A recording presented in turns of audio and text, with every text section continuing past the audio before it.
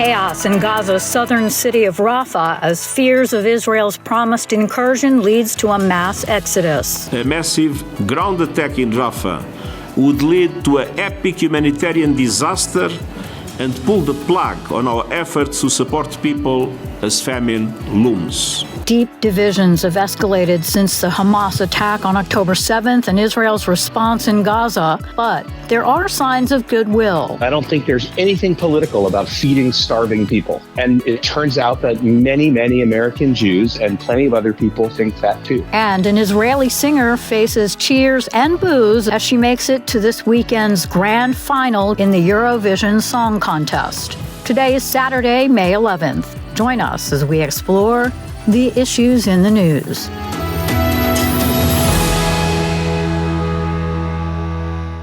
Hi, everyone. I'm Lori London in Washington. Israeli forces bombarded areas of Rafah this week as Prime Minister Benjamin Netanyahu dismissed U.S. President Joe Biden's threat to withhold weapons from Israel if it assaults the southern Gaza city. Netanyahu vowed to press ahead with a planned widespread operation, saying, אנחנו יותר חזקים, אנחנו נחושים, ואנחנו מאוחדים כדי להביס את אויבינו, את מבקשי נפשנו. If we have to stand alone, we will stand alone. Meanwhile, White House National Security spokesperson John Kirby said Friday the U.S. believes there are better ways to go after what is left of Hamas in Gaza than a major ground operation in the terror group's densely populated last stronghold of Rafah. Any kind of major Rafah ground operation would actually strengthen Hamas's hands at the negotiating table, not Israel's. That's our view. And ahead of Israel's promised operation to target Hamas in the southern Gaza city of Rafah, the UN says more than 100,000 people have fled the city. The situation in Rafah is on a knife's edge as airstrikes continue throughout southern Gaza. Over 1 million Palestinians, half of whom are children, have crowded in the Rafah governorate for shelter. UN Secretary General Antonio Guterres, at a news conference in Nairobi Friday, said at a time when fragile humanitarian operations urgently require expansion, the Rafah military operation is further limiting the ability to reach thousands of people living in dire conditions without adequate food, sanitation, health services, and security. Humanitarian partners have no tents or food stores left in South Gaza. The city on the border with Egypt is also a crucial hub for bringing in food, medicine, fuel, and other goods.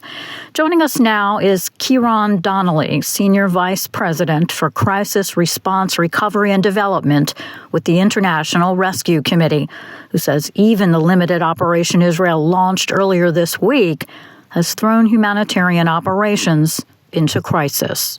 The situation on the ground in Rafah today is characterized by chaos, fear, and a huge amount of humanitarian need. Rafah has become hugely overcrowded, 1.3 million people sheltering there, having fled, some of them displaced multiple times from other parts of Gaza. It is acutely short of all of the essential supplies that people need for life. And while there's a little bit more aid getting into Rafah because of its proximity to the border with Egypt than there is into northern Gaza, where we're seeing the worst famine-like conditions in Rafah are hugely difficult for people who are trying to survive there. With the announcement of the evacuation orders from Israel and the commencement of an accelerated level of shelling and bombing in Rafah over the last few days, what we've seen is real panic start to set in. People are fleeing, trying to make a decision whether or not to flee. Can they afford to flee? Where will they go? There's nowhere safe in Gaza for people to go. The areas that have been designated for people to relocate to are not in themselves safe and have even less access to services and to aid than Rafah does. So it's an incredibly worrying situation on the ground. And if Israel does proceed with a full-on assault on Rafah, we're going to see a humanitarian catastrophe even worse than what we've experienced over the last number of months. My understanding is that the last working hospital is now not working in Rafah. I've seen reports, yes, that the hospital has been closed down in order to evacuate. We haven't been able to verify that directly ourselves. But this comes obviously in the wake of the complete degradation of the health system across Gaza as a whole, where almost all of the hospitals in Gaza are not functioning. Only a very few remain functioning at a fraction of their pre-crisis levels. The primary healthcare system has collapsed, and this comes in a context in which the numbers of people seeking healthcare, in need of healthcare, has grown exponentially as a result, not just of bombing and fighting, but also of overcrowding, lack of access to food supplies, lack of access to safe water, the unsanitary conditions in which they live. My colleagues are reporting rivers of sewage flowing down streets with children playing in them. And in a context like that, with this continued degradation of the healthcare system and the latest reports of the closure of the last hospital in Rafah, its public health catastrophe is on the brink of exploding. We're hearing there also have been crossing closures threatening what little aid was coming in, and that potentially no trucks since Sunday. What are you seeing as far as any aid getting in at all? So the reports I've seen are that the Rafah border crossing remains closed, that no trucks have crossed, as you say, since Sunday. I've seen reports that Kerem Shalom border crossing has been open, but I have not seen any reports confirming that aid has crossed through that border. Rafah is not just where 1.3 million people have sought shelter. It's also ground zero for the aid effort in Gaza, such as it is. And we know that due to the limitations on border crossings and the dangerous conditions on the ground, not enough aid has been getting in, nowhere close to enough aid. But the aid that is getting in depends on access to Rafah, depends on those border crossings, depends on aid agencies like the International Rescue Committee and our partners being able to access our facilities in Rafah in order to be able to serve people across Gaza. So with the border crossing being closed, every day that stays closed and that trucks aren't able to get in and the humanitarian personnel are limited in their ability to provide support, the crisis deepens even further. And as you said, people aren't even sure where they can go to be safe, but they were told to evacuate, that an operation was imminent. What is your team on the ground saying about their own safety and their ability to even give any support at this point? Well, right now, although the bombing and shelling in Rafah has increased, humanitarian personnel are still able to move around, do still have some operational space right now, but we're preparing for the eventuality of an all-out assault. And what that will mean for us is needing to put teams into hibernation, relocate them to other parts of Gaza for their own safety, potentially relocating some back into Egypt. Our commitment is to stay and deliver for the people of Gaza for as long as we can, but obviously we can only do that if our own staff are safe. The area that the civilian population has been ordered to relocate to, or part of the civilian population has been ordered to relocate to, includes the Al-Mawasi zone, which has been cited as a safe zone. It is far from safe. It's littered with unexploded ordnance. It was in that same area that an IRC facility was struck by an Israeli warplane in January, an attack that we've documented and reported on. So for whether you're an aid worker or a civilian trapped in Rafah, there is no safe place in Gaza today. What about the new pier that we hear has just been finished, that the U.S. military was working on? Will that make a significant difference in getting aid in? It will make a modest difference in getting aid in. Given the situation on the ground, any aid that can be provided is a welcome addition to the overall response effort. However, we have to be absolutely clear that the pier does not have the ability to deliver the aid that's needed at the volumes that it's needed, that it is considerably more expensive than the land route option. And there is no guarantee, no clarity yet as to whether the aid that's provided through the pier will have any kind of lighter check process, assessment process than the aid that goes through the border crossing. So right now, there's a very arbitrary, intrusive, bureaucratic process that's delaying significantly the aid that can get through and limiting the aid that can get through the border crossings. And as far as we know, that's going to apply equally to aid coming through this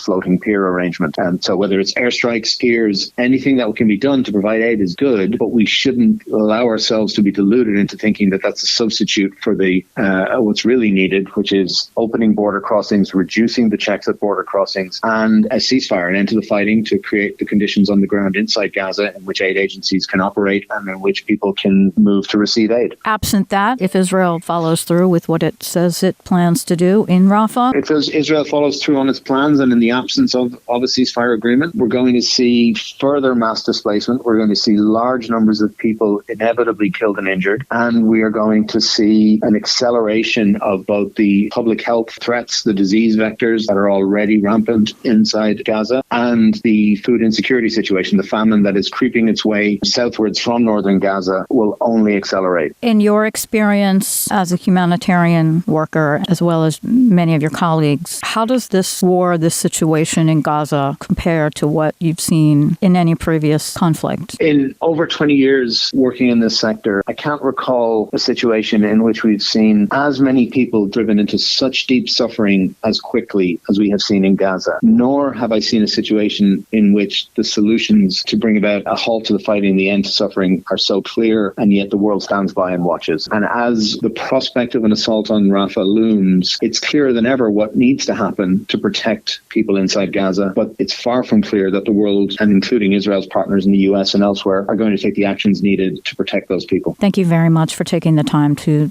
talk to us about this important issue. Of course. Thanks for your interest, Laurie. Ciarán Donnelly, Senior Vice President for Crisis Response, Recovery and Development with the International Rescue Committee. The UN says most of the territory's 2.3 million Palestinians are suffering from hunger, and northern Gaza is already experiencing full-blown famine. The first shipment of humanitarian aid bound for a U.S.-built pier in Gaza left a port in Cyprus on Thursday. VOA Pentagon correspondent Carla Babb reports the aid is desperately needed as the Rafah border crossing, as we just heard, remains closed by Israeli forces. Crate after crate of food and water bound for Gaza are loaded Thursday on the Sagamore container ship to be transferred to another U.S. ship, the MV Roy Benavidez.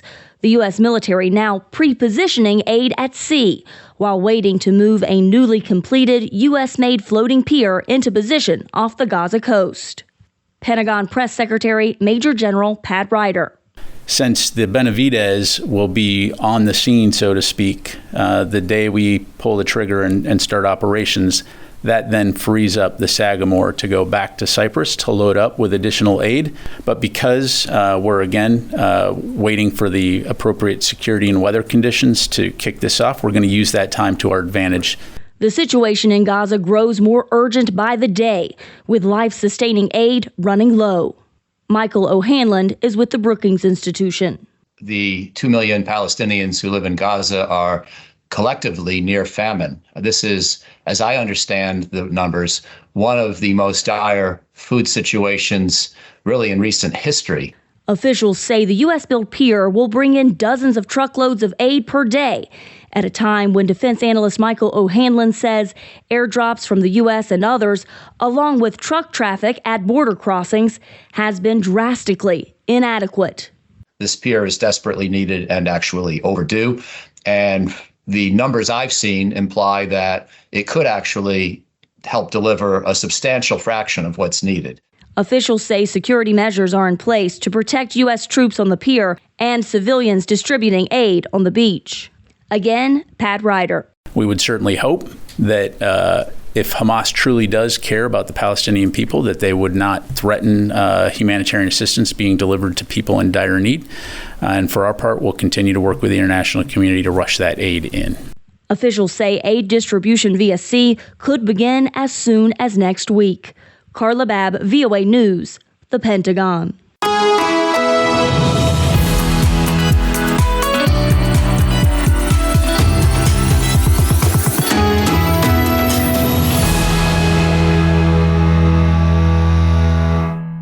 The United Nations General Assembly has backed a Palestinian bid to become a full UN member.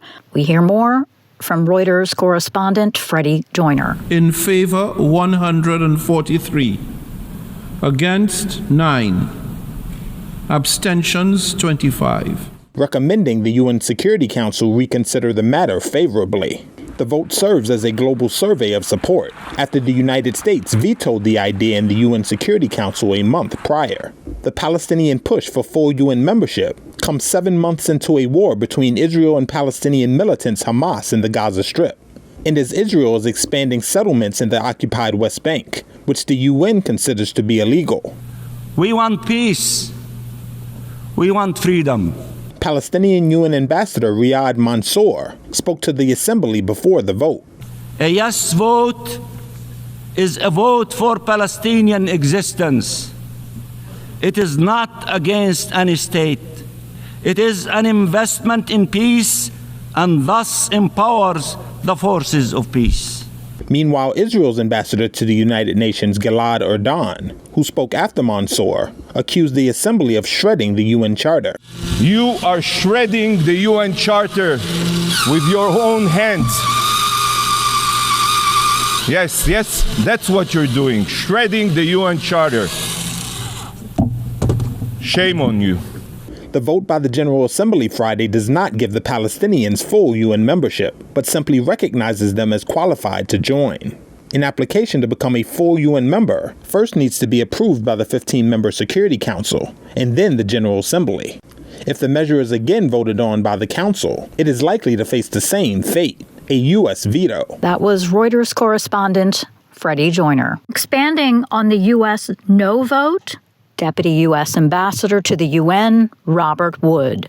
Our vote does not reflect opposition to Palestinian statehood. We have been very clear that we support it and seek to advance it meaningfully. Instead, it is an acknowledgement that statehood will come only from a process that involves direct negotiations between the parties.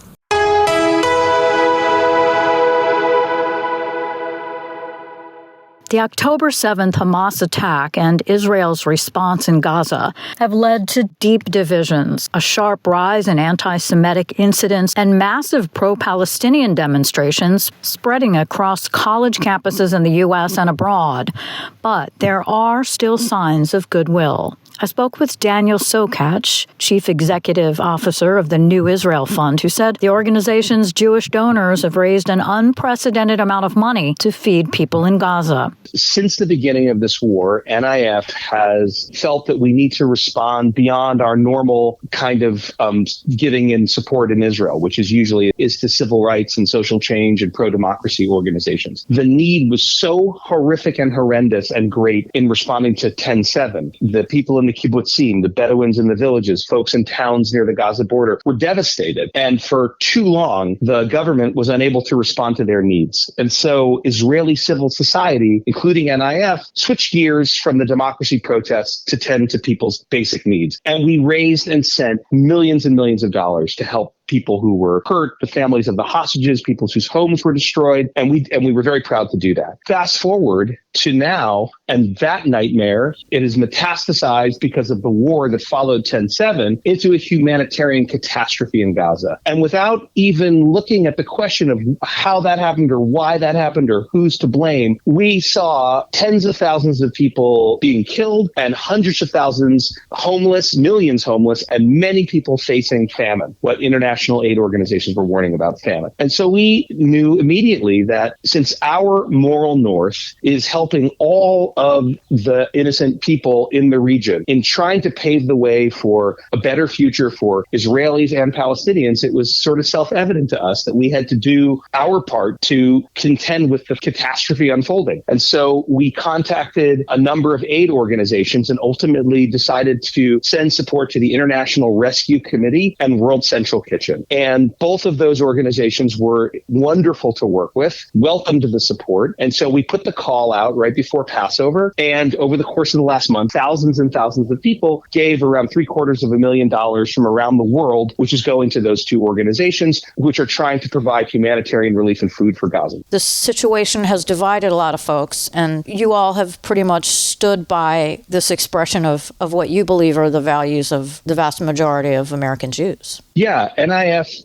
definitely has never worried about doing the popular thing in a given political moment. We try to do the right thing in alignment with our values. And I don't think there's anything political about feeding starving people. And it turns out that many, many American Jews and plenty of other people think that too. This is an enormous amount of money. Is this the first time that the organization has actually raised money to fund programs outside of Israel? Yeah, it's the first time in my tenure here and the first time that I know of where anything anything like this has happened. This is a little different than a lot of the reports we've heard, that a Jewish organization is working so hard and raising this much money, directing it at Palestinians. After 10/7, as I said, we raised and sent millions of dollars to suffering Israelis who were Bedouin, Arab citizens of Israel, Jewish citizens of Israel. It didn't matter to us. People were suffering after the horrific terror attacks, and we just responded because that's what we had to do. And similarly, now, as a result of a war that followed on after 10/7, and again, let's leave aside who's responsible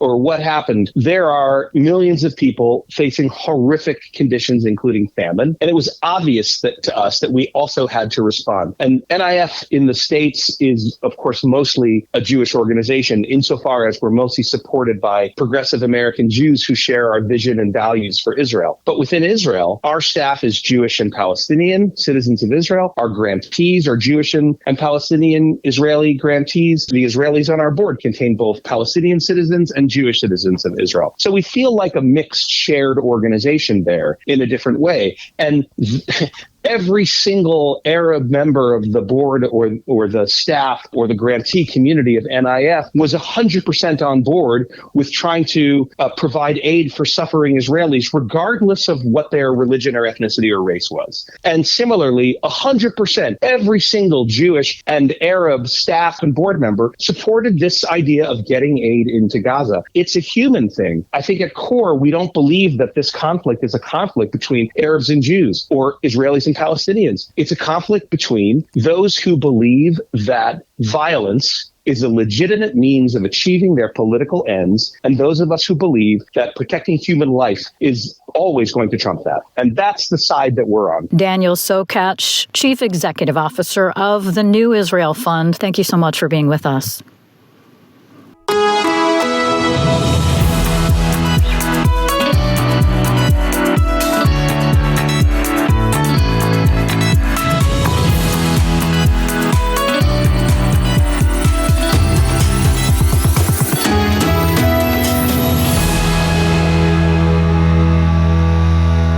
You're listening to Issues in the News. I'm Lori London. Roughly 100,000 visitors from 89 countries have descended this week on Malmö, Sweden, where the Eurovision Song Contest's final showdown culminates Saturday. Israel's Eden Golan made it through the semifinals this week and will be competing against acts from 25 other countries. Ilan Rubins with Reuters has more. I'm coming here to show my voice, to share my love, my gift from God, and to hopefully make people feel something and leave a mark in their souls, and to unite by music. 20-year-old Eden Golan is representing Israel in the Eurovision Song Contest this week in Malmö, Sweden.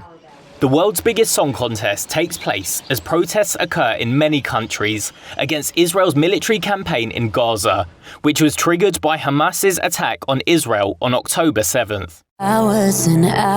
Golan is competing with the song titled Hurricane, which initially went under the name October Rain.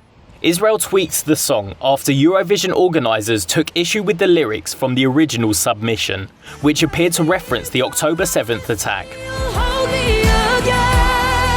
So Hurricane, it's a very strong, emotional power ballad that starts pretty quiet and it grows throughout the song. And it's a song about a girl or any person, any human being that is going through something within themselves, a hurricane of emotions, feelings.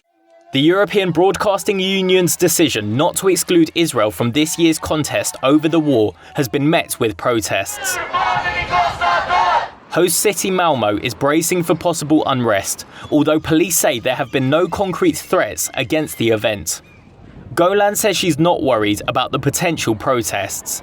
I have the best security team to take care of me and the entire delegation, and it's up to the people what to do. They have the right to speak their voice, but I'm focusing on my part, which is giving the best performance and on the good vibes, the good people. That was Ilan Rubins with Reuters reporting. Israel has won Eurovision's contest 4 times in the past. And that's all the time we have for this week. On behalf of everyone here at VOA, thank you very much for listening. For more news throughout the week, listen to International Edition Monday through Friday, or visit us anytime at voanews.com. Join us next week for more issues in the news. Until then, I'm Lori London.